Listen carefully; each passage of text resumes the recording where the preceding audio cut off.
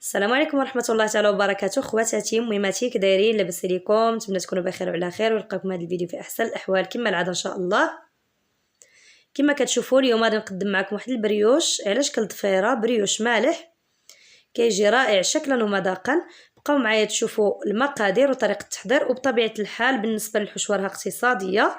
بقاو معايا تشوفوا الطريقه اللي غادي نحضر بها هذا البريوش. في الاول غادي نبداو بالعجينه هي الاولى.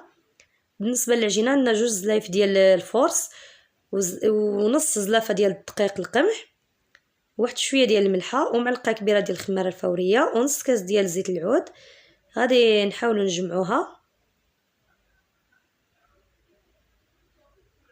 ما غاديش ندلكوها نهائيا، يعني غير ينسجم لنا الدقيق مع الماء، بطبيعه الحال يكون الماء شويه دافي. صافي من بعد ما جمعناها مزيان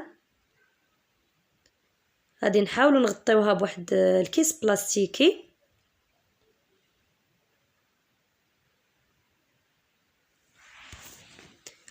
ونخليوها ترتاح.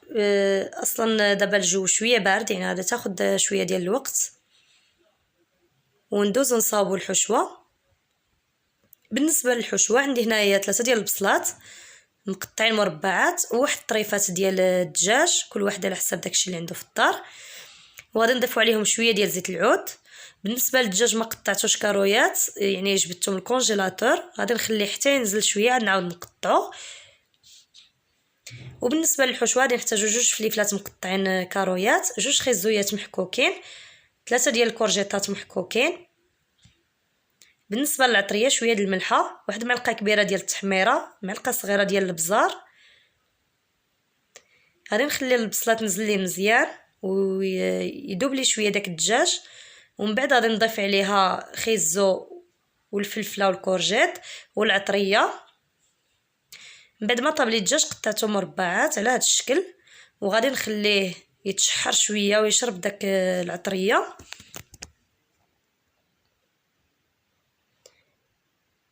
وحنا كنحركوه حتى ينشف لنا مزيان. وبالنسبه للمنسمات تقدروا تزيدوا الزعتر ولا الكمون ولا الهريسه، داكشي اختياري.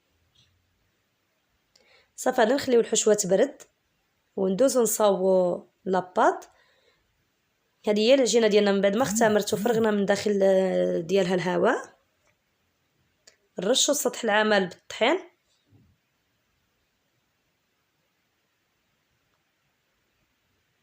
هنايا عندي العجينه تبارك الله ما شاء الله، يعني عطاتني كميه شويه كبيره. غادي ندير بها 2 ديال البريوشات ولا 3. نحاول نطلقها بالدلاك على شكل مربع، على شكل مستطيل. وبالنسبه للعجينه تقدروا تطلقوها حتى بيدكم، راها خفيفه. صافي نحاولوا نقدوها من الجناب ونجيب واحد الجراره وندير خطوط بهذا الشكل هذا.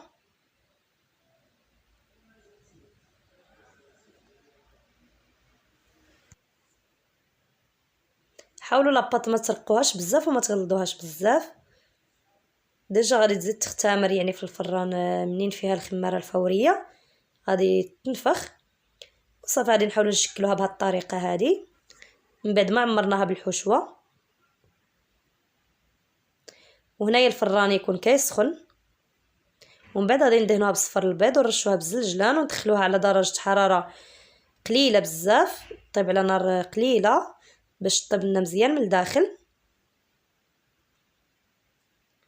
هذه هي من بعد ما طابت على نار قليله وتحمرت مزيان وتقرمشت، صراحه كتجي لذيذه بزاف. نتمنى تجربوها وتنال الاعجاب ديالكم، كتجي زوينه حقا لا شكلا لا مذاقا.